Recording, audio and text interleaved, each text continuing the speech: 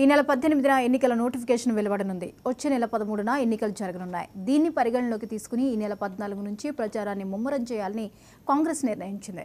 PCC అధ్యక్షుడు CM Revanth Reddy ఈ నెల 14 నుంచి మే 11 దాకా రాష్ట్ర వ్యాప్తంగా 45 నుంచి 50 సభల్లో ప్రసంగించేలా ప్రచార కార్యక్రమాలను పార్టీ రూపొందిస్తోంది.